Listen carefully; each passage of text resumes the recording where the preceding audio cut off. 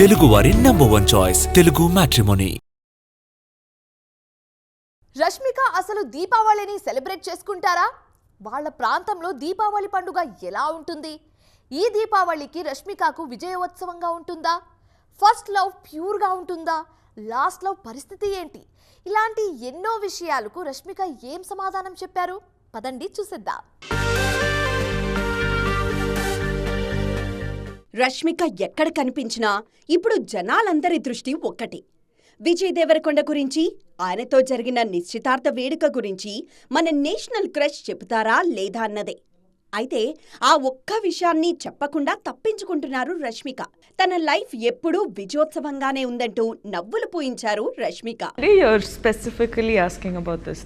ఎందుకంటే ఈ దీపావళి కొంచెం విజయోత్సవంగా మీరు సెలబ్రేట్ చేస్తారేమోనని.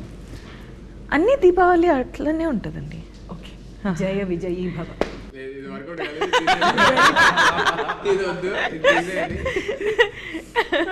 ఫస్ట్ లవ్ ప్యూర్గా ఉంటుందా అనే విషయం మీద కూడా స్పందించారు రష్మిక మందన్న. లాస్ట్ లవ్ చాలా స్పెషల్ అంటూ ఆమె ఇచ్చిన స్టేట్మెంట్, తాను బెస్ట్ గర్ల్ ఫ్రెండ్ అంటూ చెప్పిన విధానం ఆకట్టుకుంటున్నాయి. అంతేకాదు, తమ నేటివ్ ప్లేస్లో దీపావళి చేసుకోరని, దానికి బదులు ఇతర పండుగలు చేసుకుంటారని చాలా విషయాలే పంచుకున్నారు ఇల్లేడి. కోక్ కమ్యూనిటీలో Deepavali we don't celebrate as much. మనకైతే కావేరీ సంక్రమణ జరుగుతుంది ఈరోజు. ఇట్ ఇస్ కావేరీ సంక్రమణ where the Kaveri water starts from the ground. So it's a different set of festivals that we have. How beautiful. Kail Poth, Puttari, Kaveri Sankramana, these are the festivals that we celebrate.